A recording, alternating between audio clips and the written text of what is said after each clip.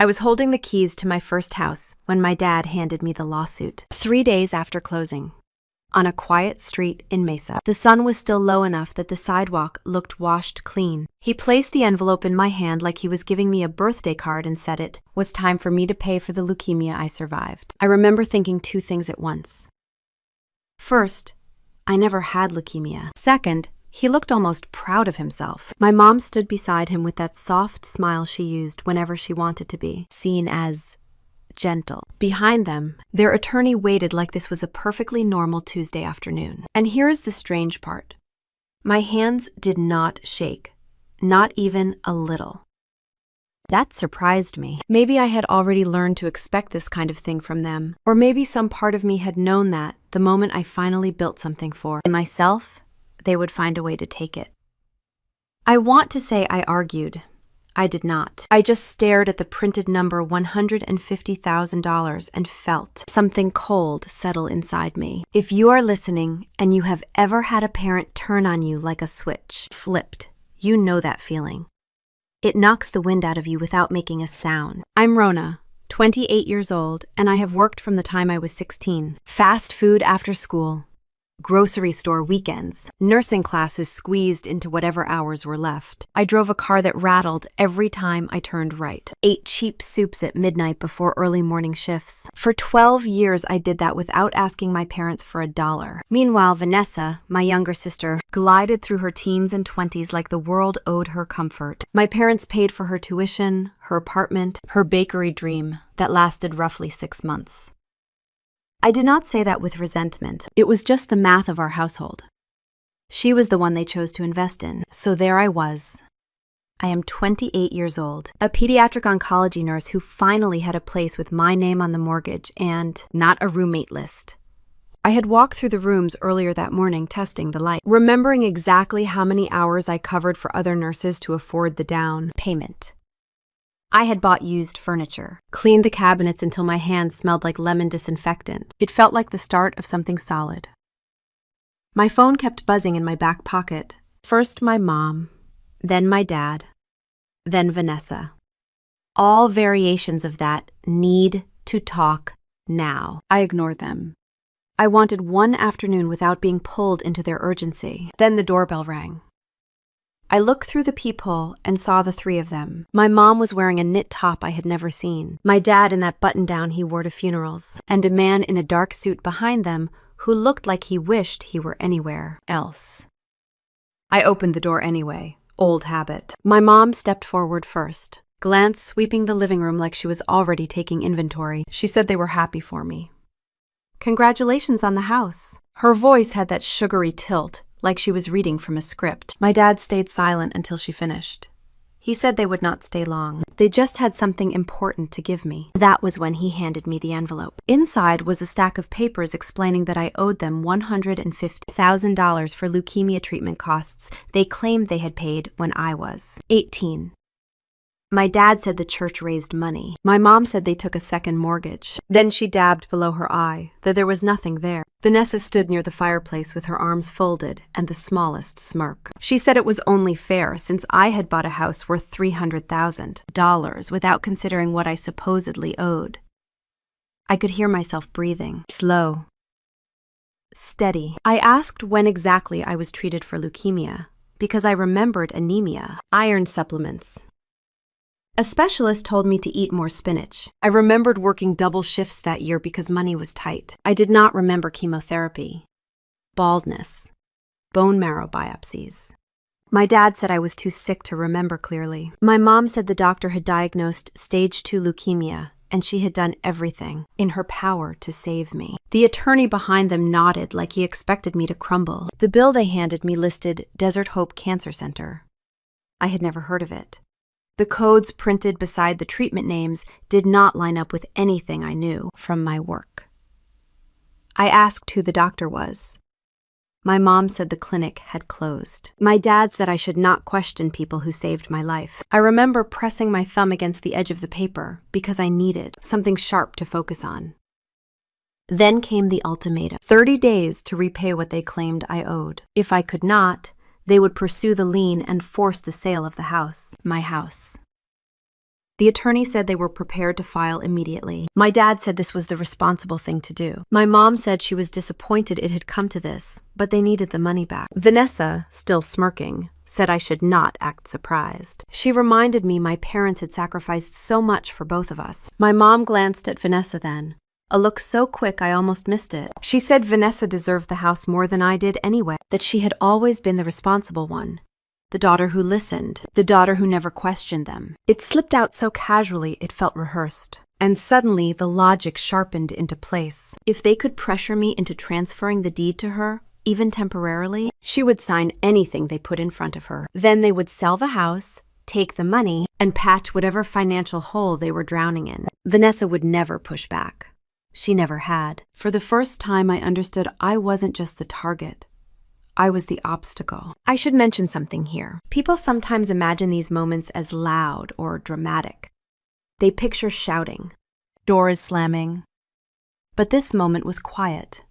Too quiet. Like everyone in the room was waiting to see if I would break. Maybe just silence while someone hands you evidence they were never on your side. I told them I needed them to leave.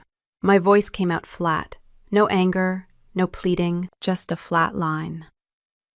My mom gasped like I had slapped her. My dad said he expected more gratitude. The attorney gathered his papers. Vanessa shrugged. They walked out without looking back. The door clicking shut felt louder than anything they had said inside the house. After they left, my phone buzzed again. A text from my mom, telling me not to make this harder than it needed to be. One from my dad, reminding me I owed them my life. One from Vanessa saying I always made things dramatic. I put the phone face down on the counter and stood there long enough that the sun shifted across the floor. Then the nurse's brain kicked in. Critical thinking. Pattern recognition. I opened my laptop, logged into my old patient portal, scanned every lab result from that year. Hemoglobin low. Ferritin low. Anemia. No oncologist, no chemotherapy, no imaging, no biopsy. Nothing that even brushed the edge of leukemia. I searched for the name of the cancer center. Nothing. Not in Arizona, not anywhere. I typed it 3 different ways.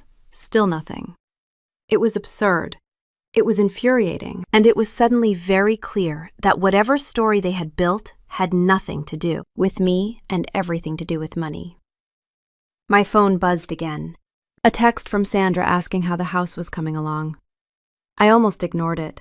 Then I typed back that something had happened and I needed help. She called within seconds. I picked, not even knowing where to start. I told her enough that she went silent for a full 5 seconds, which is long for Sandra.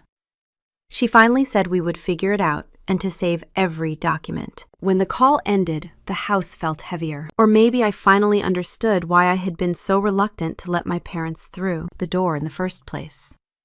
I walked from room to room, trying to steady myself. The living room still smelled like the paint I had applied the weekend before. The bedroom windows were open, and I could hear a lawnmower somewhere down the street. Life outside went on as if my family had not just tried to rewrite my medical history for profit. That cold feeling was still there, though, settled under my ribs. Not fear, something sharper. Determination. Anger without heat. I knew that if they were willing to invent a disease for me, they had probably done worse. Or would. I sat on the floor with the bills spread out beside me. Each line item is more ridiculous than the last. Chemotherapy agents I administered every day at the hospital listed as if they had been pumped into my veins. Radiation codes that belonged to breast cancer protocols. Dates when I had been working 12-hour shifts noted as treatment days. Not one detail matched reality. I folded the papers back into the envelope and stared at the front door. The space where my dad had stood barely an hour earlier. The space where he had told me I should be grateful they saved my life. Maybe this is strange to admit, but at that moment, I did not feel devastated. I felt awake, like the ground had shifted just enough to show me where the cracks had always been. I reached for my phone again and reopened the portal. Then insurance records. Then old tax returns. Anything that might show a trail. I made a list in my head. Dates, names, codes. It was muscle memory from work. You diagnose patterns by tracing what does not fit. By the time the sun dipped below the houses across the street, I knew 2 things for certain. First, the bills were fake. Amateur fake, but dangerous enough to fool people who did not know what to look for. Second, if my parents had gone this far, there were probably bigger lies underneath. I stood up, grabbed my keys, and locked the door. Not because I feared they would come back that night, but because the house finally felt like something they were not going to take from me. Not this time. Then I did the simplest thing. I got in my car and drove toward the hospital. Not to work. To pull my full medical file from records in person. If they were going to tell the world I owed them a debt for surviving a cancer I never had, I was going to start with proof. Real proof. And once I had that, I would decide what came next. I did not know then how deep the lies went, or how many people had been pulled into them. I just knew that the house I had waited 12 years to afford had become the line in the sand. By the time I parked, the sky had turned the color of copper. I sat there with the engine ticking as it cooled and thought of Sandra's voice, telling me to save everything. I would. Every file, every message, every breadcrumb. I would save all of it, because something told me this was not just a family argument. This was the beginning of something much larger, and I was going to follow it, wherever it led. I walked into the hospital records office and asked for a full printout of everything in my chart. The clerk did not blink. She typed my name, confirmed my birthday, and said it would take a few minutes. I stood there listening to the soft hum of the printer behind the desk. When she finally handed me the stack, it was thin. Too thin for someone who supposedly survived leukemia. I thanked her and walked back to my car with the papers tucked under my arm like they might blow away. I sat in the driver's seat with the dome light on and read line by line. Iron deficiency. Low ferritin. Fatigue. Dietary recommendations. A clinic note telling me to follow up in 3 months. No oncology codes, no hematologist, no imaging, no chemotherapy. Nothing. I already knew the truth, but seeing it in black and white made something tighten behind my ribs. There was not even a hint of anything cancer-related. If my parents had faked this, they had not just lied. They had invented an entire crisis for profit. I went home, locked the door behind me, and spread the papers out on the kitchen counter. It was almost midnight by then. I should have been asleep, but my brain felt like someone had flipped every switch on at once. I turned my laptop back on and typed Desert Hope Cancer Center into every search field I could find. Nothing came up. No registry, no license, no address. I checked the Arizona Medical Board. Nothing. I tried national directories. Still nothing. A real cancer center does not just vanish. That was my first solid confirmation that this was never real. Around 1 a.m, I pulled up my insurance portal. It took a few tries to remember my old passwords. Once inside, I clicked through past claims. It was like stepping into a room where someone had thrown paint everywhere. There were claims for treatments I had never received. Claims for dates when I had been at work in the pediatric wing. Claims filed under Desert Hope with provider numbers I did not recognize. The numbers were high. Tens of thousands of dollars approved. More pending.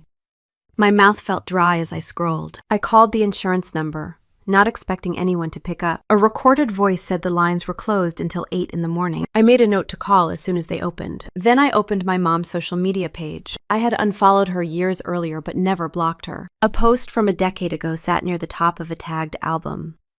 A link. Help Rona beat cancer. My picture next to a paragraph describing a brave young woman fighting leukemia. Donations listed publicly. 430-something people had given money. The total amount was more than $80,000. I scrolled through the comments and felt my stomach twist. Mrs. Henderson wrote that she donated $5,000 from her husband's life insurance because she believed no family should face that battle alone. A man named Frank wrote that he lost his daughter to leukemia and wanted to help someone else's child survive. A group of teenagers from the church youth group had raised funds by selling cookies. My mom had replied to almost every comment with thank you notes and fake updates about my treatment progress. I kept scrolling. There were photos of me looking exhausted during my nursing school years, posted as if they were taken during chemotherapy. Pictures of me sitting on the couch after back-to-back 12-hour shifts used as proof that I was too weak to stand. I closed my eyes for a moment because something hot and sharp moved through me. They had taken moments of my life I barely survived emotionally and turned them into props for a scam. I clicked away before I said something to myself I could not take back. Instead, I picked up the phone and called Vanessa. She answered on the third ring, sounding irritated. I asked her if she knew about the GoFundMe. She sighed and said, of course she did. I asked if she had ever seen proof that I was sick. She went quiet long enough that I thought the call dropped. Then she said our mom told her I did not want visitors because I was ashamed of how I looked. I told her that made no sense because I never lost my hair or missed work. She said she figured I got better fast. I told her the campaign raised more than $80,000. Her breathing changed then. I asked her again if she had ever seen proof. She whispered no. I asked her a different question. Did she receive money from mom and dad around that time? Another silence. Then she said yes. $60,000 for her student loans, $30,000 for the bakery, $90,000 total. I asked if she ever wondered where that money came from. She said she did not want to think about it back then. That was the first honest thing she said all night. I ended the call before I said something cruel. I sat at the table until the sun started to lighten the windows. Then I forced myself to sleep for a few hours. When I woke, I called the hospital and told them I needed to take a sick day. It was the first one I had taken in more than 3 years. The charge nurse sounded surprised, but told me to rest. I said I would try. At 8 sharp, I called my insurance company. A man named Marcus answered. He asked me to verify my identity. Then he asked why I was calling. I told him I needed clarification on several claims tied to a facility called Desert Hope. I heard him type. Then he went quiet. Not long, but long enough for me to know something was very wrong. He said the facility did not exist in their network. I asked how claims could be paid to a non-existent provider. He said that was exactly what he intended to find out. He asked me to hold. When he came back, his voice had changed. He said there were more than 50 claims filed under my name over several years. Some were denied. Many were approved. All were tied to the same fake provider number. He told me gently that this was not a clerical error. This was federal-level insurance fraud. He asked if I felt safe where I was. That question made something cold run along my spine. I told him I was fine. He asked me for permission to escalate the case to their investigative unit and to federal authorities. I said yes. Then he asked if I had filed any of these claims myself. I almost laughed. I said no. He apologized for what I was going through. I hung up and stared at the wall for a long moment because I realized my parents had used my identity in ways I had not even discovered yet. I reached for my laptop again. The GoFundMe page was still open. I scrolled down until I saw donation amounts and names. So many people, so many stories. I clicked on a comment from a woman who said she had lost her sister to cancer and wanted to support me in my fight. Another from a man who worked 2 jobs and still sent $20 because he believed every bit helped. There was one from a family who wrote that they were praying for me daily. I remembered their faces from church. Then I remembered how my mom stopped going to church a few years after that fundraiser. I wondered if people had started asking questions back then. I closed the laptop and rested my forehead on the table for a moment. Not because I was overwhelmed. It was something else, something like grief mixed with anger. I kept seeing those comments. People who had given more than they could afford. People who had opened their hearts because they thought they were helping me live. My dad and mom had lied to all of them with straight faces and warm smiles. My phone buzzed. Sandra again. She had texted earlier asking for an update. I wrote back that things were worse than I thought. She called immediately. I told her about the fake claims, the non-existent clinic, the fundraiser, Vanessa's money. She did not interrupt. When I finished, she let out a long breath. She said this was no longer just a family mess. This was criminal. She told me I needed an attorney. I told her I could not afford one. She said she knew someone who owed her a favor. A woman named Lydia. I wrote the name down. An hour later, I was explaining everything to Lydia on the phone. She spoke in that firm, calm voice attorneys use when they know more than they say. She asked precise questions. Dates, names, copies of bills. How my parents behaved when they delivered the lawsuit. When I finished, she said I needed to stop communicating with my parents immediately. She said the lawsuit looked like intimidation. The medical fraud alone was enough for federal charges. Combined with identity misuse and the fundraiser, this was a mountain. She said it was called extortion, when a family used fake medical debt to force someone to sell property. I had not thought of that before. Hearing the words spoken out loud made me sit up straighter. Lydia asked me to scan every document I had and upload them to a secure folder. She went, "Sent." I did it while she stayed on the line. She said she would contact investigators she knew, and that someone from a federal agency might reach out soon. She told me again not to talk to my parents, not even to tell them I was getting help. I agreed. After the call ended, I sat there with both hands on the table. The house around me felt different again, not just mine to protect, but the scene of a crime that had been unfolding for years without my knowledge. I looked at the envelope my dad had handed me. I picked it up and threw it in the trash. Then I took it back out. I remembered what Sandra said. Save everything. A new text pinged on my phone. The number was not saved. It said, "Only warning, stop digging." I stared at it long enough that my arm prickled. I did not respond. I forwarded it to Lydia and deleted it from my screen. I sat back in my chair and let the silence settle around me. I was not afraid in the way I expected to be. Fear has heat. This felt colder, cleaner. Like something inside me had snapped into place. Whatever my dad and mom thought they were protecting, whatever story they built, whatever threats they believed would stop me, they miscalculated. I closed the blinds, locked the doors, and turned off the lights. Then I walked to my bedroom and sat on the edge of the mattress. It struck me how tired I was. Not exhausted from work, not drained from caring for sick kids. This was a different kind of tired, the kind that comes from realizing the ground you stood on your entire life was poured concrete over quicksand. But underneath that tiredness was something else, determination. A sharpness I had never needed before. If they thought I would fold under pressure, they forgot who I became working 12-hour shifts in pediatric oncology. I do not break easily. I lay back and stared at the ceiling. I could already feel tomorrow pulling at me. I would go deeper. I would look at every record, every file, every breadcrumb, and I would find the truth, no matter how far it went. I woke up the next morning with the same thought that had followed me into sleep. Go deeper. Find everything. But before I could even sit up fully, my phone started ringing. A number I did not recognize. I let it buzz out. Then it rang again. Same number. Then another number. Then a third. No voicemails. No texts. Just repeated calls like someone tapping a finger against the inside of my skull. After the fourth round, I turned my phone off completely and sat at the edge of the bed, listening to the quiet return. For a long minute, I tried to convince myself it was a coincidence. Wrong numbers, telemarketers, anything but what I already knew.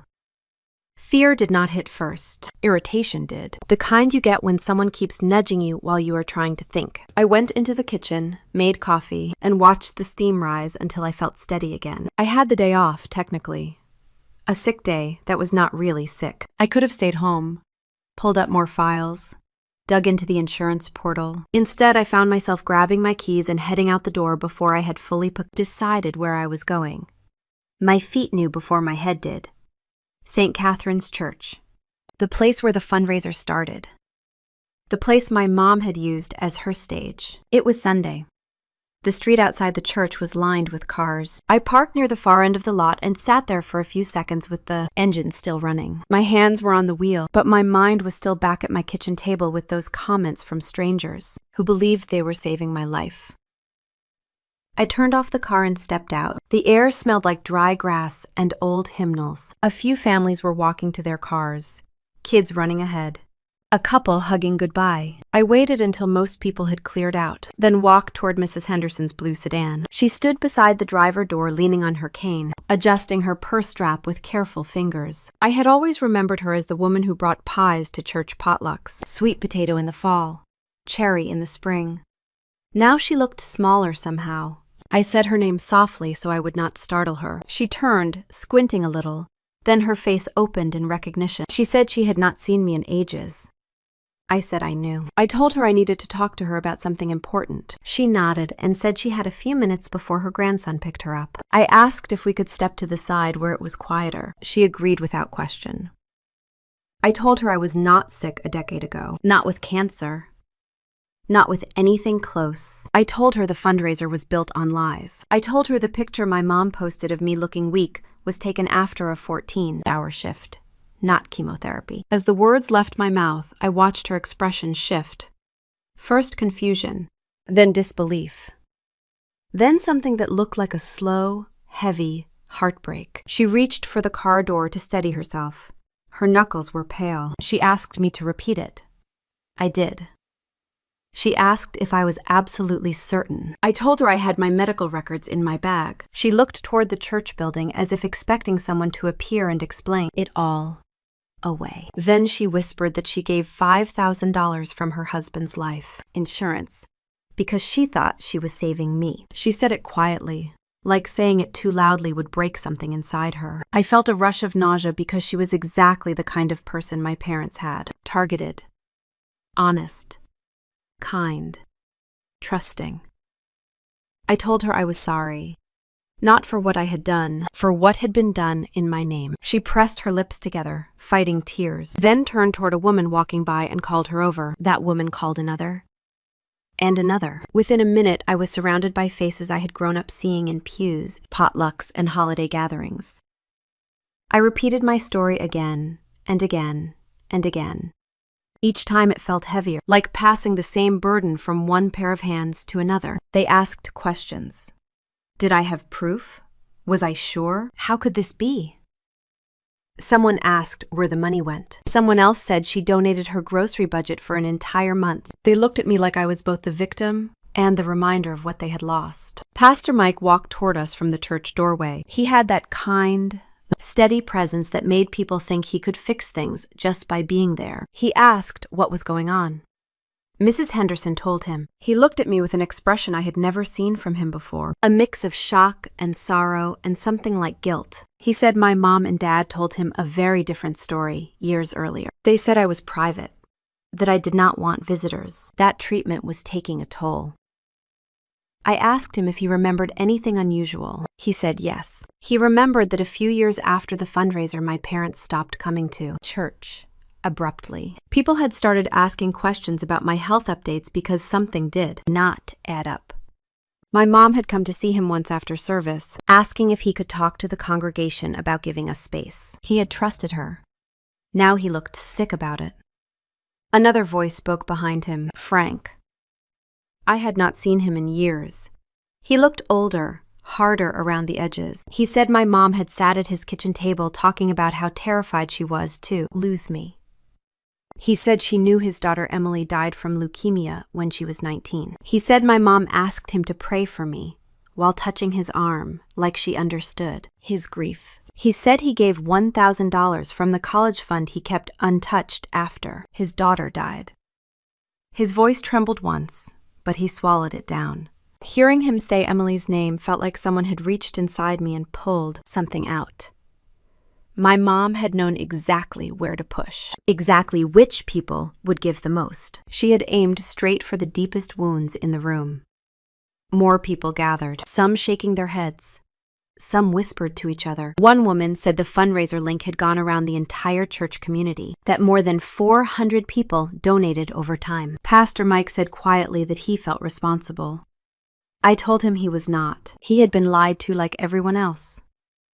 His phone buzzed then. He glanced at it and frowned. He said he just received a message from someone trying to confirm whether I was mentally unstable. He said my parents had called him earlier that morning to warn him that I might spread false stories. They claimed I was confused, that I was inventing accusations, that I needed help. He looked up at me and said he wished he had known sooner. I reached for the back of my neck because it suddenly felt too warm outside. They were trying to discredit me before I even spoke up. They knew the cracks in their story were showing. They were preparing to frame me as the problem. People had begun forming little clusters around the parking lot. Some looked angry. Some looked hurt. A few seemed stunned into silence. It hit me then that the fundraiser had not just stolen money. It had stolen trust, community, faith in goodness. These people had opened their wallets and hearts because they believed they were fighting alongside a young woman facing a deadly disease. And my parents had used that trust like currency. After the crowd finally started to thin, I walked back to my car. My hands felt numb on the steering wheel. Before I started the engine, I checked my mailbox through the car window. A plain white envelope stuck out slightly. No stamp, no return address. Someone had placed it there by hand. I opened it carefully. Inside was a single sheet of paper with block letters written in black marker. Stop now. Last chance. No signature. Nothing else. The kind of message people write when they do not want handwriting traced. I felt the coldness from the night before returning, settling higher this time, near my throat. I drove home slowly, replaying every face from the parking lot in my mind. Mrs. Henderson steadying herself against the car. Frank Swallow's anger and grief at the same time. Pastor Mike tried to reconcile his belief in my family with the truth he had just heard. All those people holding the weight of a lie they never asked for. When I got home, I locked the door and placed the envelope on the counter beside my laptop. Then I sat down on the floor because standing suddenly felt difficult. My parents had not just lied to me. They had built an entire scheme around my name. They had used a church full of kind people as their personal bank. They had manipulated grief, generosity, and spiritual obligation. They had done it all with smiles and hugs and prayer circles. I pressed my palms against my knees until they tingled. This was larger than the fake bills, larger than the lawsuit, larger than the insurance claims. This was not a desperate mistake or a misunderstanding. This was deliberate, calculated, sustained. A system, not a slip. For the first time, I stopped thinking of it as something that could be fixed with a conversation or an apology. I looked at that envelope on the counter. The threat meant they were scared of what I might uncover. And people only get scared when there is much more to hide. It was not just a family problem anymore. It was something else entirely. And whatever it was, I was already in the middle of it. I leaned back against the cabinet and let the quiet fill the room. My whole life, I had tried to keep peace, smooth things over, carry more than my share so no one else had to feel discomfort. I realized as I sat there that I did not feel compelled to do that anymore. Something had shifted. Something irreversible. And I knew the next step would pull me even deeper. But for the first time, I wanted that. I wanted the truth. All of it, even if it cracked open everything I thought I knew. The next morning I went back to work. I thought I was ready. I thought I could step into the pediatric oncology unit and leave everything swirling inside me at the door. I had done it before. Heartbreak, stress, grief, exhaustion. It all stayed outside the sliding glass while I moved room to room doing what needed to be done. But the universe has a way of testing your weakest point at the exact moment you need. I think you found your footing again. My first patient of the day was Emma, 6 years old. Acute lymphoblastic leukemia, the same diagnosis my parents had pretended I fought. She was sitting up in her bed wearing a plastic princess crown, smiling at a tablet propped on her knees. Her hair had thinned so much that the crown looked oversized on her tiny head. I stepped inside and she looked up at me with that trusting little grin kids sometimes give you when they have no idea how brave they really are. She said she had saved me a sticker. A pink unicorn. I felt my knees wobble for a second. Just a second. Enough that I had to grip the rail of her bed. Her parents stood at the foot of the bed. Jessica smiled at me, though her eyes looked like she had not slept in days. Carlos had both hands shoved into his pockets as if he needed to hold himself together. I asked how the morning had gone. Emma said she was a bald princess now. She giggled. Jessica almost cried. I excused myself to grab her meds and walked into the hallway trying to breathe evenly. The hallway felt narrower than usual. My chest felt tight, not like fear, but like anger pushing upward with nowhere to go. Sandra caught me before I reached the med station. She took one look at me and said I needed a second. I told her I was fine. She placed her hand on my shoulder and steered me toward the break room. When the door closed behind us, she said my face looked like I had seen a ghost. I told her about Emma's diagnosis matching the one Mom and Dad had used. She let out a low whistle and said that was cruel, even by their standards. I told her I almost lost my balance when I saw Emma smile. Sandra looked at me for a long moment and then said something simple.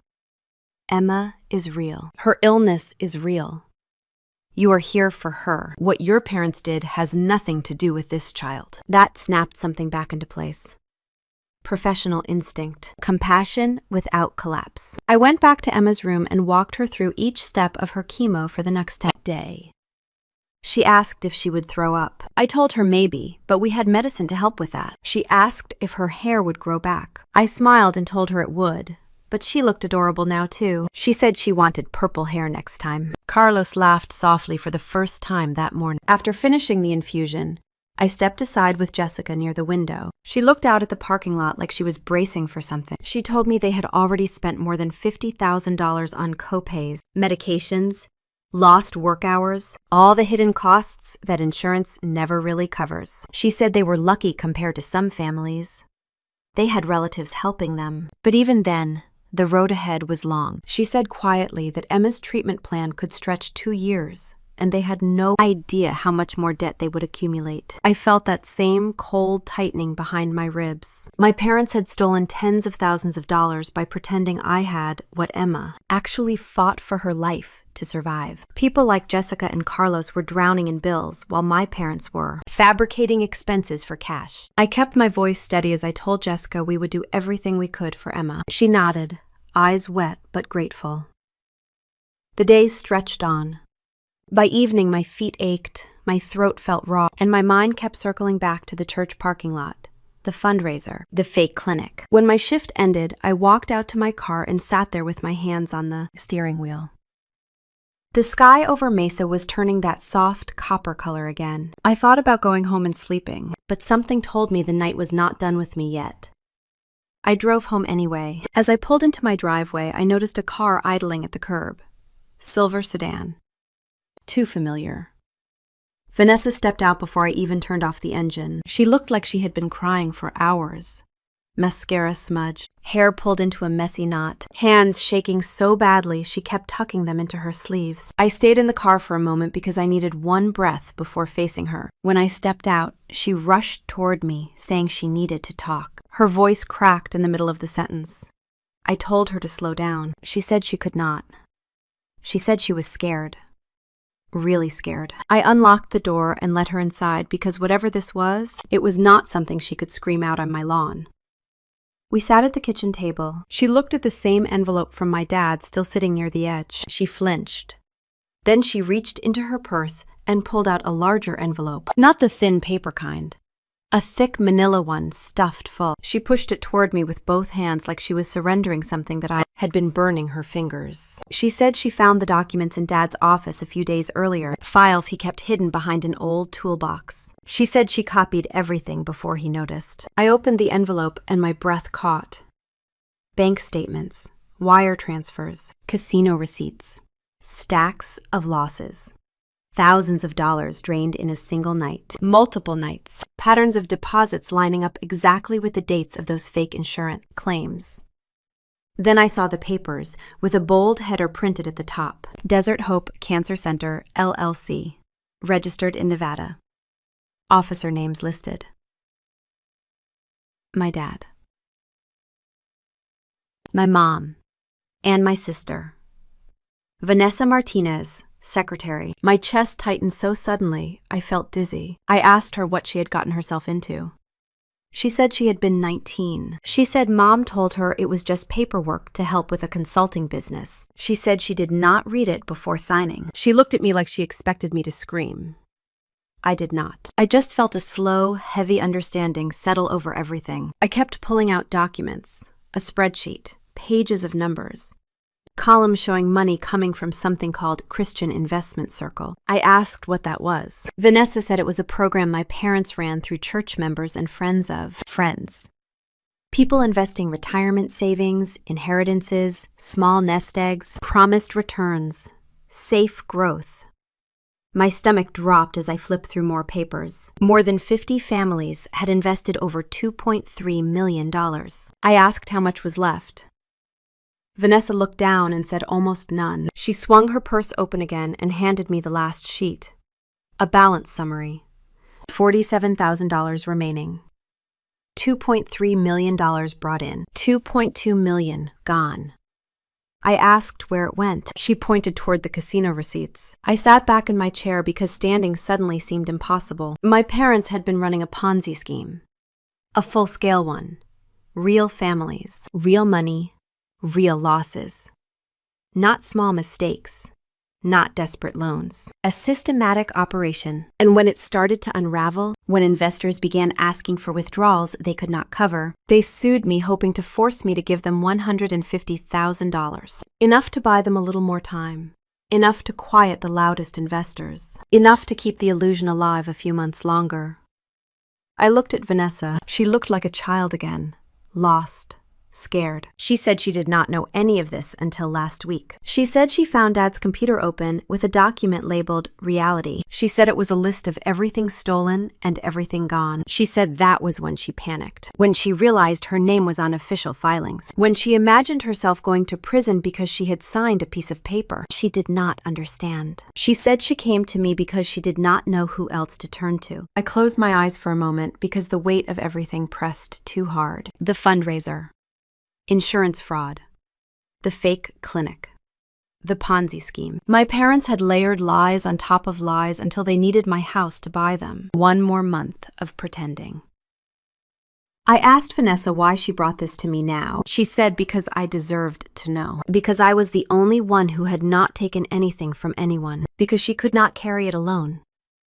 She asked if I hated her. I did not answer, not because I wanted to hurt her, but because I needed to breathe. I told her I did not know what I felt yet. She said she would cooperate with whatever investigation came. She said she was willing to testify. I believed she meant it. Fear is a powerful motivator, and she was drowning in it. After she left, I spread the documents across the kitchen table. Every sheet told the same story. My parents built an empire of fraud using my identity, the church community, and anyone who trusted them. When the structure started to collapse, they reached for the closest thing within their control. Me, the daughter who never cost them anything. The daughter who saved every dollar on her own. The daughter they assumed would bend. I sat there long after midnight. My hands are flat against the table. The house is silent, except for the soft hum of the refrigerator. The truth was larger than anything I could have imagined. Larger than my anger. Larger than the betrayal I once thought was the peak. I felt something new rising. Not a shock. Not grief. Certainty. This was not the end of anything. It was the beginning. And I finally understood the size of what I was fighting. And once that settled in, there was no going back. I spent the next few hours doing the only thing that made sense. I scanned every document Vanessa had brought me. The bank statements, the wire transfers, the casino losses that look like someone letting money fall into a bottomless well, the Nevada registration forms for Desert Hope, the list of investors in the Christian investment circle, each name a reminder that this was not a private shame, but a public wound. I uploaded everything to 2 cloud drives, then a third. Then I emailed copies to myself, to an encrypted folder, and finally to Lydia, with a short message saying, "These files explained everything." I did not try to sleep. My body felt electric, like my nerves had forgotten how to turn off. I left the lights on in the kitchen and kept pacing the hallway, checking the front door even though I had locked it at least 3 times. At some point I sat on the couch with my laptop open on my knees. The screen glowed softly against the dark room. I watched the cursor blink while I waited for a reply from Lydia. Nothing yet. The house was too quiet. I could hear the subtle ticking of the oven settling as it cooled. I tried to breathe in slowly, out slowly, like I tell anxious parents to do when their child is being prepped for a procedure. I must have drifted, not fully asleep, not fully awake. Then my phone buzzed sharply against my thigh. The screen lit with a notification from my door camera. Motion detected, time-stamped 2:17 in the morning. For a second I thought it was a glitch. Maybe a cat. Maybe the wind. I opened the camera feed, still half groggy, expecting to see my empty porch. Instead, I saw my dad crouched under the window wearing a dark jacket and gloves. He was levering a screwdriver against the frame. My mom stood beside him with a small flashlight cupped in her hand. She kept sweeping the beam across the siding like she was looking for weak spots. Her hair was pulled back tight, her mouth pressed into a thin line. I froze. The air left my lungs so fast it hurt. Then everything inside me snapped into clarity. I grabbed my phone, ran to the back door, slipped out through the yard, and climbed over the fence into Sandra's property. My hands scraped against the wood, but I did not feel it until later. I pounded on her back door. She opened it within seconds, wearing pajama pants and holding a mug. Her eyes widened when she saw my face. I told her they were inside my yard. I told her they were breaking in. My voice came out low and flat. She pulled me inside and locked the door. I dialed 911. My hands did not shake. That surprised me. I gave the dispatcher my address. I said my parents had broken in. I said I had a live video. She told me to stay on the line. I held the phone to my ear while opening the camera feed again. The flashlight beam flickered in the corner of the screen. Then my dad pushed the window upward. It popped with a soft cracking sound. My mom whispered something to him and he swung his leg through the opening. 2:19 in the morning. They were in my house. I watched them pick through my belongings. My mom rifled through the basket near the entryway. My dad went straight to the office. He yanked open drawers and tossed papers aside. He pried at the filing cabinet hard enough that the whole thing shook. They were frantic. Desperate. They were looking for the documents I had already uploaded hours earlier. Papers that no longer existed in physical form. Evidence they must have realized could destroy them. The dispatcher asked if I was safe. I said yes. Sandra stayed beside me, gripping my arm, her breath shallow but steady. I kept watching the feed because I could not look away. My own house turned into a crime scene by the people who raised me. 2:21. My mom rushed down the stairs with a stack of envelopes. She at least pretended to check their contents before tossing them to the floor. She kept telling my dad to hurry. She looked younger in her movements, but not in her face. Her face looked carved, all hard angles and fear. 2:25. My dad stopped suddenly, looked around, and shook his head. They had not found anything. They had torn through half the house and still come up empty. Mom pointed to the back door like she was urging retreat. He nodded. 2:27. Headlights swept across the side of the feed. Silent at first. Then the patrol cars rolled into view.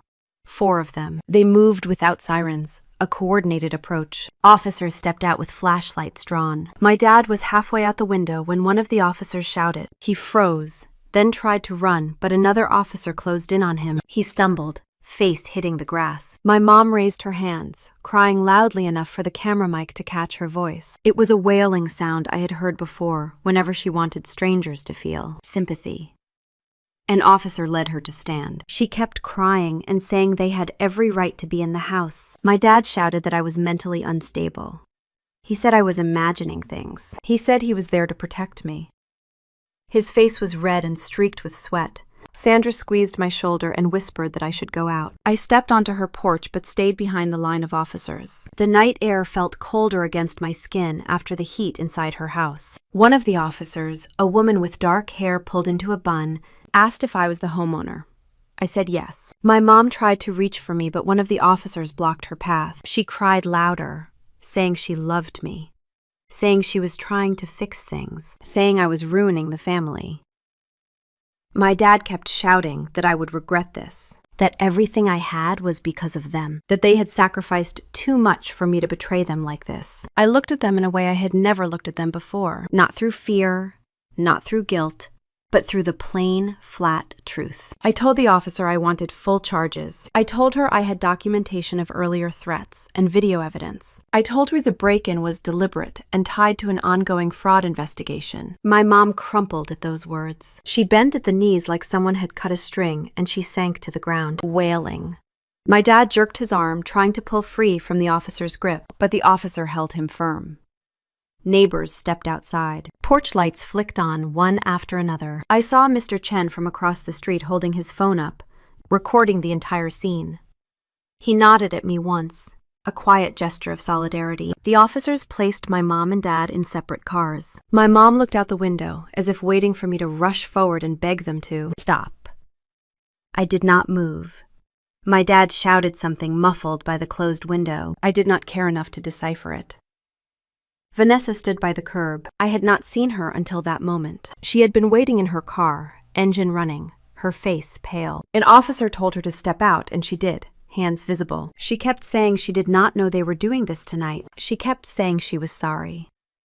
I believed she meant it, but it did not matter. She had been part of something long before she tried to undo it. By the time the patrol cars pulled away, the sky had begun to lighten at the edges. The air smelled faintly of crushed grass where they had been tackled. I walked back into my house with Sandra beside me. The window frame was splintered. Papers were scattered.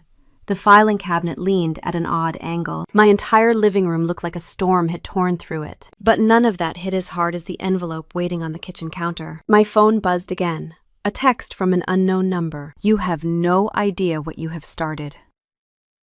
I stared at the screen. Then I forwarded the message to Lydia and the police contact and turned the phone, face down on the counter. I was tired. Deeply tired. But underneath the exhaustion was a steadiness I had never felt before. They could threaten me. They could break windows. They could tear through my belongings. But the truth was already out of their hands, and mine was the only direction left for it to go. I walked to the sink, turned on the tap, and let the water run until it turned cold. Then I splashed my face and braced myself against the counter, listening to the quiet hum of my refrigerator filling the space between everything that had just happened and everything that would come next. I did not sleep. I did not even try. I sat at the kitchen table watching the sky shift from black to gray, then gray to pale gold. Hours passed in a kind of numb clarity. By the time the doorbell rang, I was still in the same chair, hands wrapped around a mug of cold coffee I had forgotten to drink. I stood slowly and walked to the door. 2 people stood on my porch, a woman with sharp eyes and a clean navy blazer, a man with a tired but steady face and a binder tucked under his arm. They held their badges in a way that suggested they had done this exact gesture thousands of times. She introduced herself as Special Agent Keisha Williams.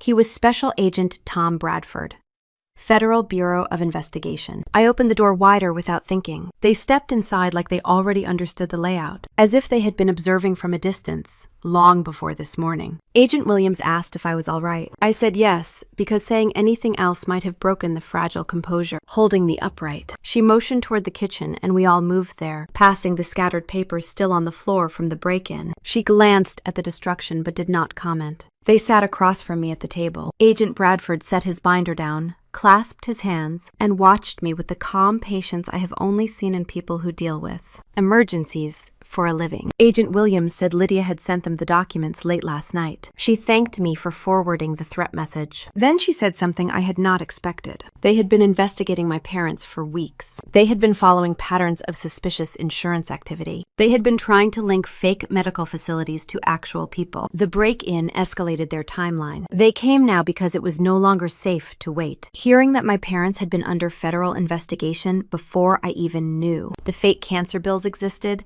made my stomach twist. It meant this was bigger than the small world of my childhood, bigger than the kitchen table where my mom had taught me long division, bigger than the driveway where my dad had tried to teach me to ride a bike without training wheels.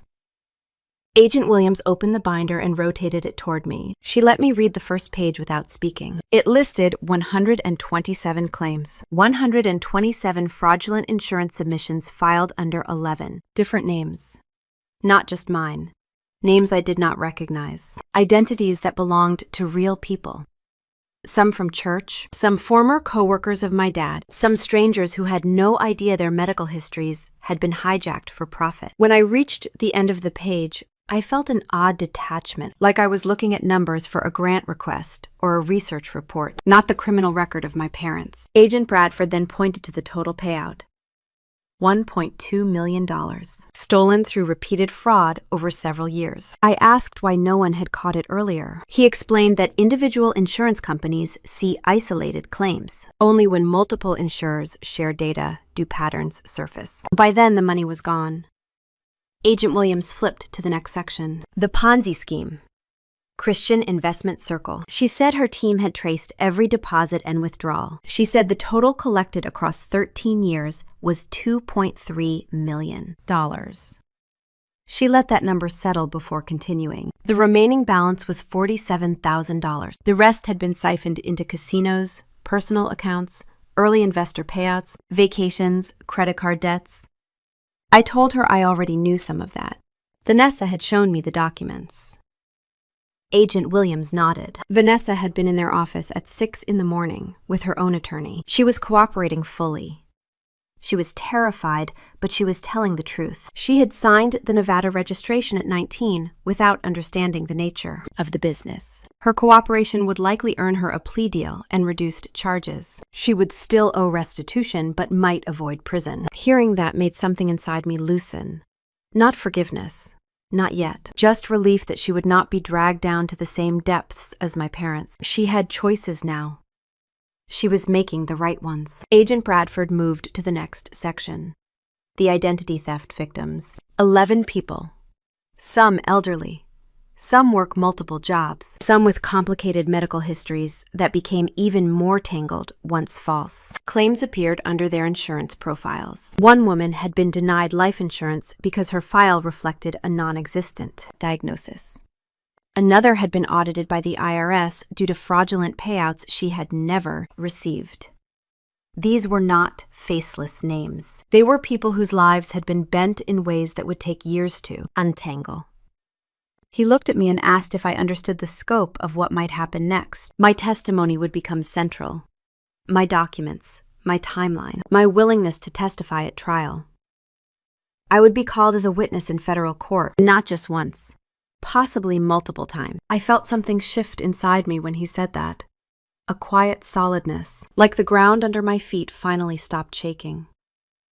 I nodded. Agent Williams said my mom was not a victim in any of this. She had filed the claims. She had handled the books. She had written the narratives on the GoFundMe page. She had been the central architect. My dad had the addiction, but she had the methodology. Hearing that felt like someone pushing a truth I already knew but had refused to articulate.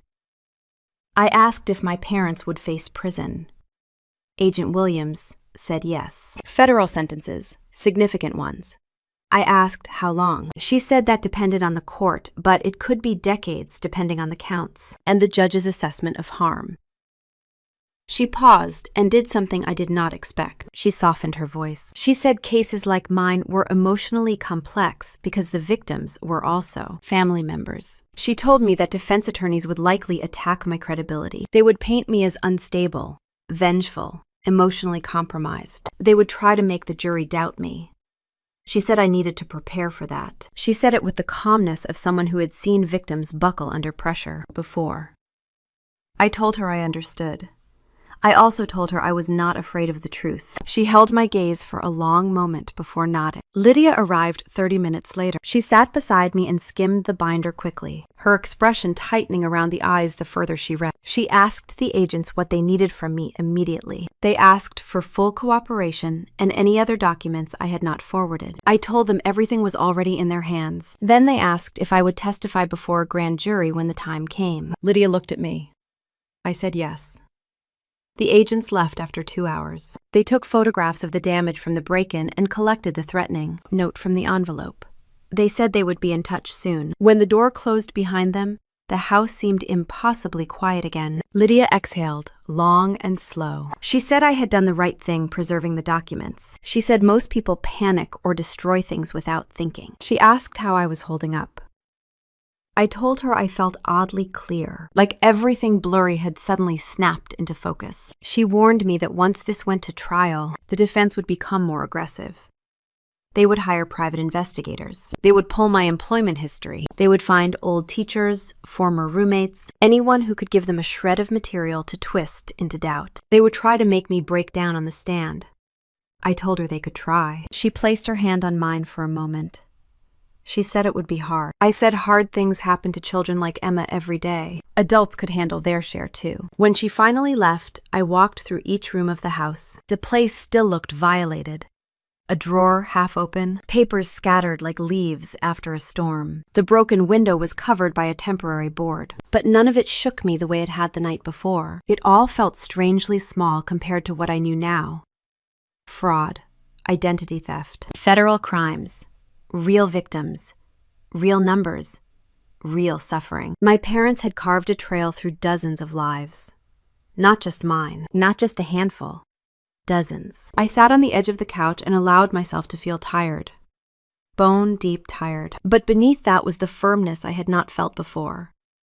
I would testify. I would stand in whatever courtroom they put me in. I would say exactly what happened. I would let the truth be plain and unembellished. Maybe this was bigger than me, but I was part of it now, and there was no path forward except through. I closed my eyes for a moment, listening to the faint hum of the refrigerator again, that same steady noise in a house still picking up its broken pieces. Then I opened them and knew the next chapter of this story would not be written by my parents. It would be written by me. And this time, I would not look away. I would not look away. That certainty stayed with me in the days that followed, steadying me in a way I had not expected. When the call finally came from the federal courthouse, asking me to appear before the grand jury, I did not hesitate. I wrote the date on a yellow sticky note and placed it on my refrigerator as if it were any other appointment. A dental cleaning, a car service. Except this appointment would decide whether my parents spent the rest of their lives pretending nothing happened, or finally faced the truth they had created with their own hands. The morning I testified, the air outside felt oddly clean. I drove downtown in silence, gripping the wheel with both hands. My stomach felt hollow, but not in a fearful way, more like the space you clear before something important enters. When I walked into the courthouse, Agent Williams was already waiting. She nodded once. No pep talk, no rehearsal, just a quiet recognition that I knew what I was doing. Inside the grand jury room, it was colder than I expected. A long table. Rows of chairs, jurors who looked like they had been pulled from grocery stores, office cubicles, bus stops. Regular people suddenly asked to weigh the kind of choices I still struggled to understand myself. The prosecutor, Margaret Foster, walked me through my oath. My voice did not shake. She asked me to describe the fake leukemia diagnosis. I did. Then the fake clinic, the GoFundMe page, the insurance claims, the Ponzi scheme documents Vanessa had delivered in that thick envelope. I spoke clearly. I did not embellish. I did not soften. I watched the jurors lean forward at certain points, like when I described the break-in, or when I described Mrs. Henderson in the parking lot gripping her cane, realizing her donation had gone into the pockets of liars. A man in the second row asked if I had confronted my mom about any of it before coming forward. I said no. He nodded like that and told him something about me, maybe about boundaries, maybe about survival. A woman near the edge asked what I wanted to happen now. I paused and told her the truth. I wanted accountability, not revenge, not pity, just accountability for the people who had hurt so many without blinking. She studied me as if trying to decide whether she believed me. Then she wrote something down. When my testimony ended and I walked out of the building, Margaret caught up to me. She said I had done exactly what they needed. I thanked her, but it felt inadequate. I did not know what to do with the strange, washed-out feeling that settled in my chest. Later that afternoon, my phone buzzed with a message from Lydia. Indictment granted. I stared at the screen for a long time. The words looked too simple for what they carried. It did not list charges. It did not need to. I already knew the scope. I already knew nothing about the past decade could be unmade. The next morning, my parents' attorney held a press conference outside the courthouse. His name was Marcus Sullivan, and he had the look of a man who rehearsed his sympathy in the mirror. His suit was perfect. His expression is soft at the edges. He said this case was a tragic misunderstanding within a family. He said financial mistakes can happen to anyone. He said calling them criminals before trial was unfair. Then he shifted his tone slightly and said he hoped the public would keep an open mind given my history of emotional instability. Emotional instability. I stood in my kitchen watching him speak on my small television, the volume turned low, the coffee in my mug growing cold. It was almost impressive how easily he said it, like he had been handed a script. I pictured my mom feeding him lines through a prison phone. I pictured my dad nodding along. I turned the television off because his voice made something inside me tighten. Not fear, not shame, anger. A clean, steady kind. The kind that comes from knowing someone has crossed a line for the last time. Over the next few days, I began hearing from people I had not spoken to in years. A high school classmate messaged me saying an investigator had asked whether I had mood swings, back then. One of my professors from nursing school emailed asking if everything was all right, because someone had inquired about my academic records. Even my old manager from the diner where I worked at 16 called to say a man had questioned whether I was ever late or ever lost my temper. She told him I was one of the few teenagers she could trust with the register. None of them gave the investigator what he wanted. Every message ended the same way. They were on my side. They were sorry. They wished me strength, and that support did something for me that I had not expected. It reminded me that my parents were not the narrators of my story anymore. The threatening texts did not stop. Another came 3 nights later. I hope you understand what you are risking.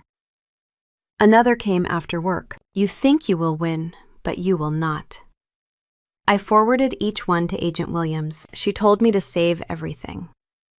She told me to vary my routine. She told me someone might be watching. I asked if she thought I should leave my house. She said no. They wanted me to be afraid. I did not have to give them that. She said the break-in had already strengthened the case. She reminded me I had done nothing wrong. One evening while I was walking to my car in the hospital parking lot, I noticed a sedan sitting near the edge of the lot with its lights off. My heart picked up for a second, but when I looked closer, I saw an older woman waiting for someone, her face illuminated by her phone. I felt a strange embarrassment at my own suspicion. That was the thing about threats. They turned the entire world into silhouettes you needed to evaluate. I went home, locked the door behind me, and sat on the couch with a blanket around my shoulders. My house still carried reminders of the break-in. A scuffed floorboard, a replaced pane of glass. But it also carried a new sense of solidity, the kind that comes from knowing the truth is no longer trapped inside you. Lydia came by later that week. She placed a stack of papers on my table. Trial preparation. She told me not to read it all in one night. She said defense attorneys can be relentless. They might raise their voices. They might smirk. They might distort timelines or twist words. She told me to answer simply, to breathe before responding, to let silence work in my favor. She warned me again that they would attack my character, that I needed to be ready to hear things about myself that were not true. I told her I had already practiced that my whole life without knowing it. She gave me a small, sad smile. We went over possible questions. How did you feel when you discovered the fake diagnosis? Why did you not confront your parents sooner? Did you ever resent your sister? Did you want the house so badly that you created this story? I answered each one, some clearly, some with a catch in my throat. But I answered them. Later that night, as I lay in bed staring at the faint glow from my phone charger, I realized something had shifted again. I no longer felt caught in the middle of a story someone else created. I was moving toward something, a reckoning, a clean line drawn between what used to be and what would be. The fear had dulled, the anger had sharpened. And beneath both was a growing acceptance. I would be a witness. I would speak in a room full of strangers and let them decide what parts of my life mattered. I would hear my parents deny, deflect, accuse, and plead. I would survive it. When I finally closed my eyes, I felt the edges of exhaustion pulling me under. Not the frantic kind, the steady kind that comes after carrying something heavy for too long. Tomorrow would bring more preparation, more questions, more waiting. But for the first time, I felt ready to face whatever came next. The trial was coming.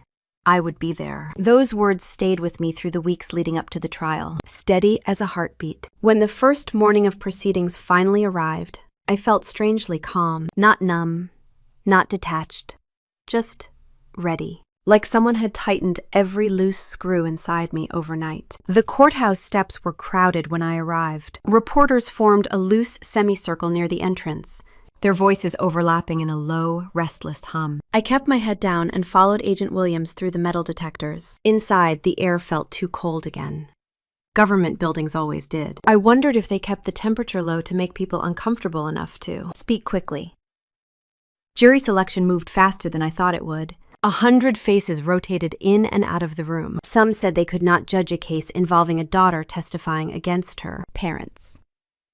Others said they believed financial crimes deserved harsher punishment because damage lasted longer than people realized. A few spoke with such conviction that the judge dismissed them on the spot. Too biased, too emotional, too eager. Eventually, 12 jurors remained along with 4 alternates: a retired teacher, a young software engineer, a postal worker, a nurse, a small business owner, people who might not have anything in common except the next few weeks of their long lives.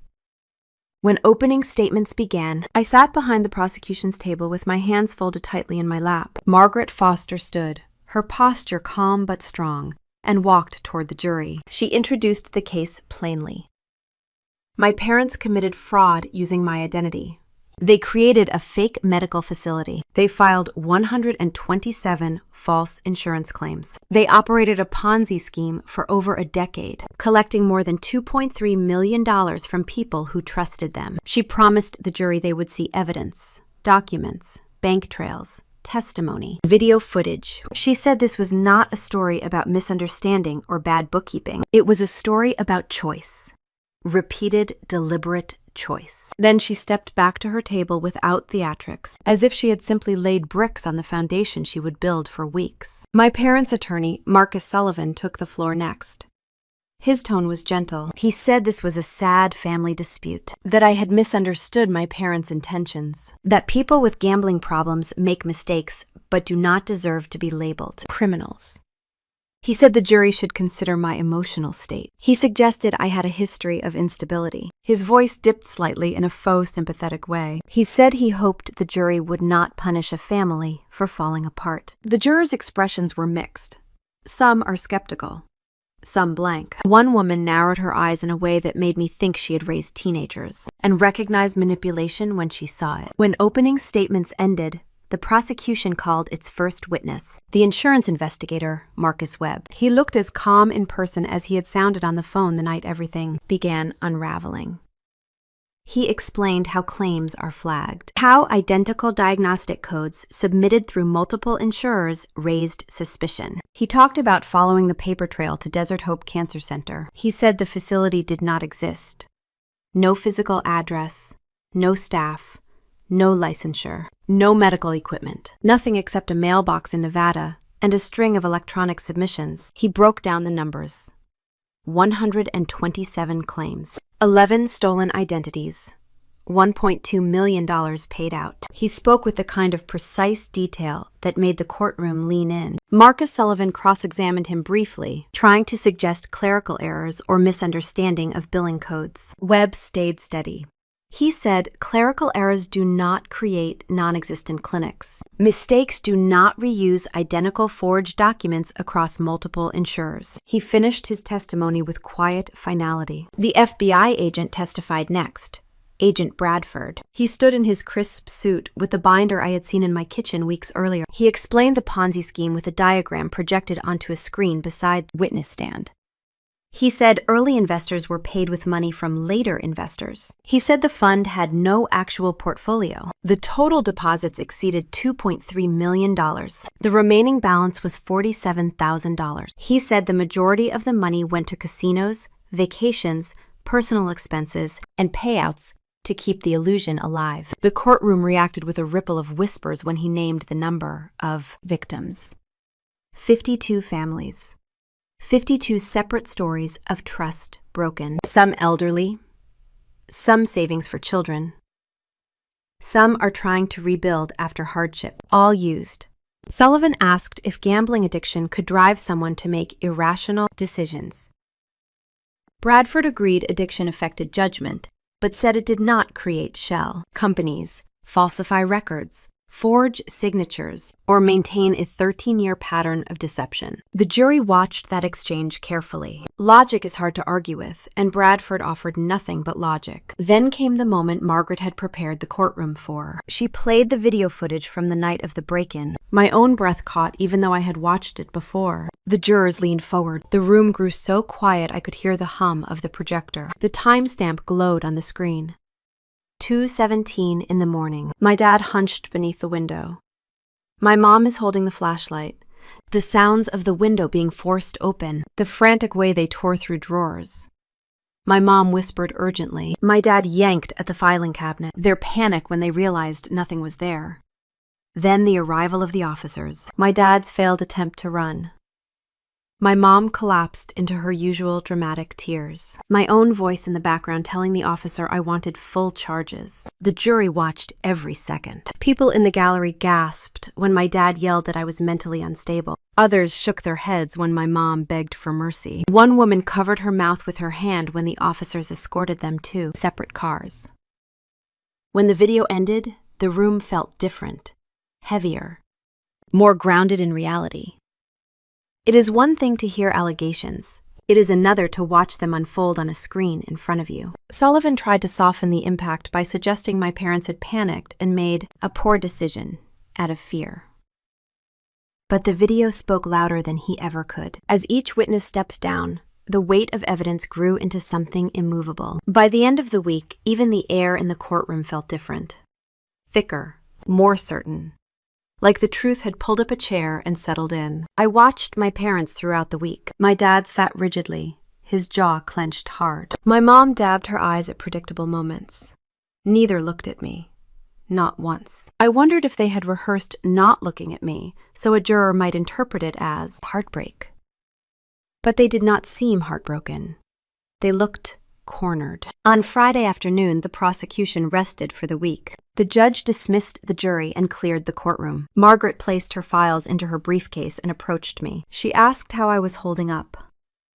I told her I felt strangely steady. She nodded like she had expected that answer. She said the first week had gone even better than she predicted. The evidence was strong. The reactions from the jury were promising. She said the video had sealed something important. She reminded me gently that next week would be harder. Victim testimony, emotional testimony, testimony that might feel like reopening wounds I did not create, but was still connected to. I walked out of the courthouse into the late afternoon light, feeling both exhausted and anchored. The wind carried the faint smell of rain, unusual for Phoenix in January. Cars passed. People hurried along the sidewalks with purpose. The world went on even when your life lived inside a courtroom. At the bottom of the courthouse steps, I paused and looked back once. The doors closed behind the last attorney. Inside that building, a version of my story had been carved into record. Not my parents' version, not my childhood version, the real one. And as I walked toward my car, I realized something quiet but certain. The prosecution was not just presenting evidence. They were building a path. A clear and unavoidable path. And my parents were standing at the end of it. For the first time in a very long time, the direction of things felt certain, and none of that certainty belonged to them. That thought stayed with me as week 2 began, heavier than anything the prosecution had carried into the courtroom. The jurors filed in quietly, their faces more serious than the week before. They had seen the machine of proof. Now they were about to see the people inside it, the ones who had lived with the consequences long before the FBI ever opened a file. The first witness of the week was Mrs. Henderson. She walked slowly toward the stand, her cane tapping lightly against the floor. Her silver hair was pulled back neatly. Her purse hung over her arm like a familiar comfort. She looked smaller in the witness chair than she had in the church parking lot. But when the clerk swore her in, her voice was steady. The prosecutor asked her to describe how she came to donate to the fundraiser. She folded her hands in her lap and said she had known my family for years. She had believed in my mom, trusted her. She described the day my mom approached her after Sunday service, tears in her eyes, voice trembling, asking for help to cover leukemia treatment for me. Mrs. Henderson said she had been given $5,000 from the life insurance her late husband left her. It had been her safety net, money she saved for emergencies in old age. When she said that, a few jurors shifted in their seats, their faces tightening. She talked about checking the fundraiser page every week for updates. How relieved she felt when my mom wrote that the treatment was working. How she prayed for me every night. How she told her friends I was the strongest young woman she knew. The prosecutor asked what she felt when she learned the truth. Mrs. Henderson lowered her eyes for a moment, then lifted them again with a quiet dignity that made the room feel still. She said she felt betrayed in a way she could not explain. She said she felt foolish for believing something that had been built on lies. She said she lost more than $5,000. She lost trust. She lost the comfort of believing good intentions were what they appeared to be. When the prosecutor finished, Sullivan stood for cross-examination. He tried to suggest she donated voluntarily, that she misunderstood, that nobody forced her. She answered each question with polite firmness. She had donated because she believed she was saving someone's life. She had been deceived. The jurors watched her with a kind of reverence. She thanked the court when she stepped down. It broke something in me to watch her walk back to her seat. Next came Frank. He moved with the slow caution of someone who had carried too many heavy things in his life. He sat in the witness chair with his shoulders squared but his eyes deeply tired. When the prosecutor asked him how he became involved, he did not answer right away. He stared ahead for a long moment, then said my mom had come to his home knowing his daughter had died from leukemia years earlier. She had asked him to donate to save me because I had the same cancer. He said he had given $1,000 from the college fund he kept for a daughter who never lived long enough to use it. The courtroom went silent as he spoke. He described how my mom had touched his arm, how she had cried, how she had told him I was fighting for my life. He said he believed her because he wanted someone else's child to survive what his did not. His voice broke once. He paused, swallowed hard, then kept going. When he finished, Sullivan did not challenge him for long. There was no angle to soften what had been done to him. Some wounds sit too deep to manipulate. After Frank stepped down, the prosecution called a representative from the Ponzi scheme victims, a middle-aged woman named Linda. She wore a simple blouse and held a tissue in her hand before she even sat down. She said she and her husband had invested their entire retirement fund, more than $100,000, with my dad because they trusted him. She said he had shown them fake statements, encouraged them to reinvest, assured them their future was secure. When the prosecutor asked her what happened after the FBI contacted her, she said she had learned the fund was almost empty, that her retirement was gone, that she had gone back to work 2 months after expecting to retire. She said she blamed herself for believing him. She said she could not forgive that the trust she handed him had been used to feed a gambling addiction. A murmur moved through the gallery when she said that. The judge called for silence. I watched my parents as she spoke. My dad kept his eyes fixed on the table. My mom blinked rapidly, as if trying to cry but unable to summon the moisture. Next came an identity theft victim, a quiet man named David. He described finding out he had been denied insurance renewal because his record reflected $60,000 in cancer treatment he had never received. He described months of phone calls, paperwork, denials, and the humiliation of trying to prove he had never been sick. He said it cost him nearly $10,000 in legal fees to clear his record. He said he had no idea who had done it until the FBI called. He glanced toward my parents once, not angrily, just with disbelief that ordinary people could commit something so elaborate and cruel. Then the prosecution called their medical expert. Dr. Patel walked to the stand with his usual calm. Seeing him in that room brought a strange twist of comfort, like a piece of my real life settling into the middle of all this wreckage. The prosecutor asked him to describe acute lymphoblastic leukemia. He explained the symptoms, the blood counts, the diagnostic process, the treatments, the physical toll. Then she asked if it was possible for someone to confuse anemia with leukemia. He shook his head. The jurors leaned in.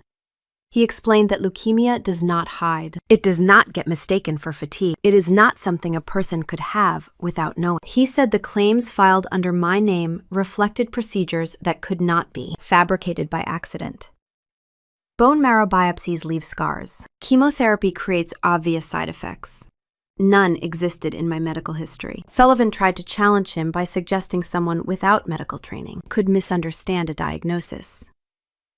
Dr. Patel answered calmly. He said misunderstanding a cold for the flu was one thing. Misunderstanding anemia for leukemia was impossible. The jury seemed to take that in as if a puzzle piece had finally snapped into place. By the time the prosecution rested at the end of the week, the room felt different. Even the judge's posture had shifted slightly. The jurors wore expressions that suggested something inside them had settled, like they had walked through a long, dark tunnel and now stood at the mouth of it, looking back at everything they had seen. I sat there with my hands clasped together, the tips of my fingers cold. I could feel the shift, the clarity, the collective understanding that came when every piece of this story lined up. They had seen the donors, the grieving father, the victims who lost their savings, the medical truth, The financial truth, the raw human cost of deception sustained over years. And as court adjourned for the day and the jurors filed out one by one, I realized they were not just hearing facts anymore. They were holding the full picture, the one I had been piecing together in fragments, the one I had lived without understanding for far too long. The gallery emptied slowly.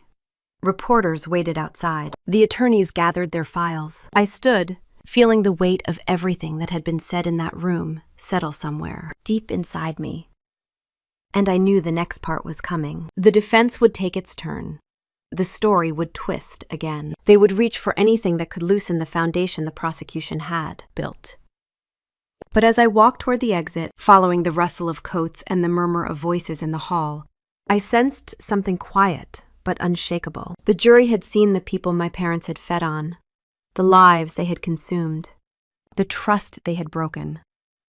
The picture was complete now, and nothing the defense did next could erase what had already settled in jurors' minds. I held that thought close as week 3 began, the last stretch of a story that had taken nearly my entire adult life to understand. Closing arguments felt strangely calm compared to everything that had come before. Margaret stood first. She spoke to the jury with the same steady tone she had used since day one. She reminded them of the fake cancer, the fake clinic, the stolen identities, the 52 families whose savings evaporated, the break-in at 2:17 in the morning. She said my parents had not made mistakes.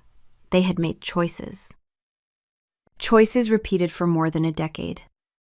Choices carved through lives like a blade. Then she stepped back. Sullivan rose with a gentle sigh, like a man resigned to telling a sad story. He talked about family heartbreak, regret, bad decisions driven by addiction. He said I had misunderstood my parents, that I had misinterpreted their love. He said the jury should show mercy because families are fragile things and judgment can destroy what little remains. Judging by the jurors' expressions, mercy was not the word sitting in anyone's mind. When the judge released them to deliberate, the courtroom emptied slowly. I stepped into the hallway, feeling a strange hollowness. There is no manual for what to do while 12 strangers decide the fate of people who raised you. You just breathe and sit and wait, and try not to count the minutes. They deliberated for hours. 8 hours spread across 2 days, long enough for every possibility to thread itself through my mind. What if they believed Sullivan? What if my parents walked out of the courthouse and drove past my house with the same casual entitlement they had used to break into it that night? What if the truth was not enough? On the afternoon of the second day, the bailiff appeared in the waiting room and said the jury had reached a verdict. Walking back into the courtroom felt like stepping into a dream I had lived too many times already. My legs were heavy. My heartbeat was slow, but loud in my ears. The jurors filed in. None of them looked at me. None looked at my parents. The clerk stood. She read the counts one by one. Guilty of wire fraud. Guilty of identity theft. Guilty of conspiracy. Guilty of money laundering. Guilty on witness tampering.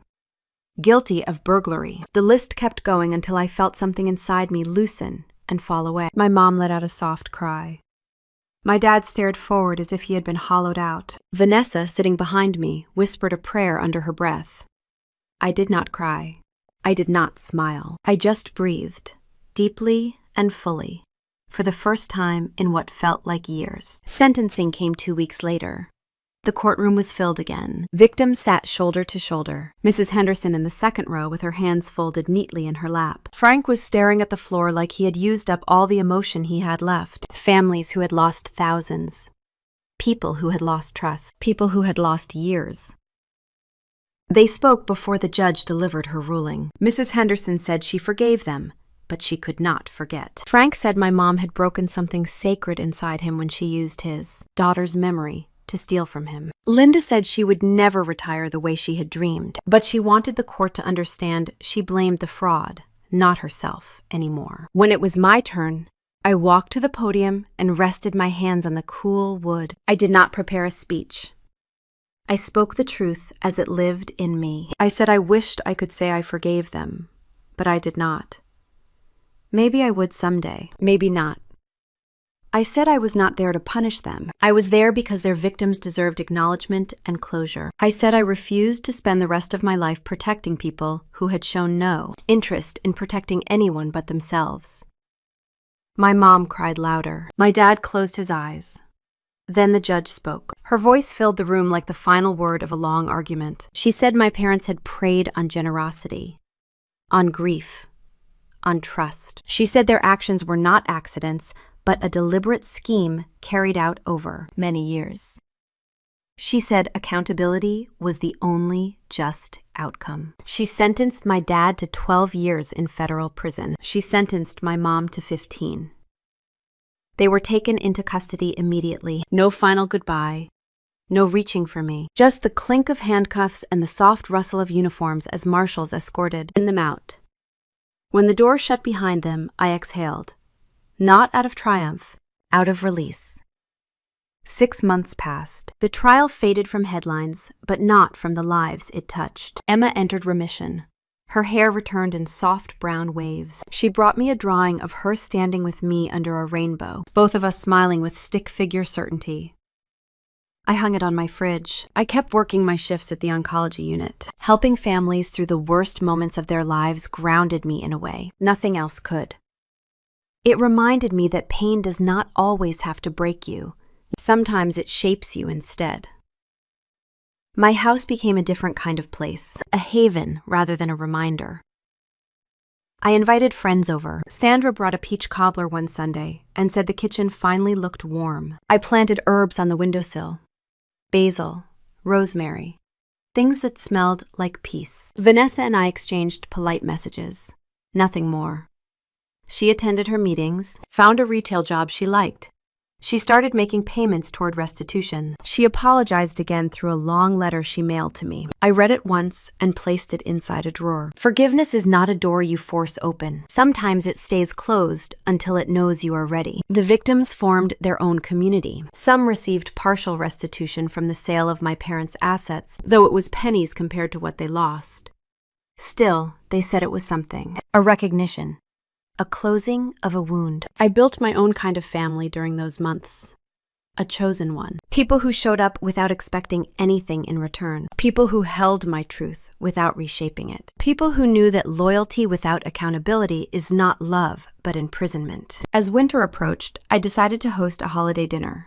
Nothing big, just warmth, in a house that had spent too many years holding its breath. Sandra arrived first with a bottle of sparkling cider. Then my coworkers, then Emma and her family, then Mrs. Henderson, wearing a soft blue sweater and carrying a container of ginger cookies. The house filled with cooking smells and soft laughter, a music I had forgotten I missed. We ate at the long table I had spent 3 days refinishing. The wood gleamed under the glow of the string lights I draped along the windows. At one point I stepped aside and looked around, Emma showing her purple headband to a nurse, Mrs. Henderson smiling at a joke. Sandra whispered across the table. Carlos holding his son on his lap. No one is arguing. No tension vibrating under the surface. Just peace. The simple kind. The rare kind. My dad and mom were hundreds of miles away in federal facilities, and yet I felt no emptiness. No guilt for celebrating. No ache for what could have been. Instead, I felt something like truth settling into my bones. Some families are built by blood. Some by choice. Mine finally made sense. When the night wound down and guests bundled into their coats, Emma ran back to hug me tightly. She said she hoped I would have a happy holiday. I told her I already did. After everyone left and the house grew quiet again, I stood by the window holding a mug of tea. Outside, the streetlights cast long, soft beams across the yard. Inside, the last traces of laughter lingered like perfume. For the first time in my life, the house felt full in all the right ways. And maybe that is what I had been fighting for without realizing it. Not just justice. Not just accountability, but the chance to create a life that was mine, without apology. If you have ever been told you were too much or not enough for your own family, remember this. Silence can be power, and truth can be the loudest revenge. Tell me in the comments what integrity means to you, and where you are listening from.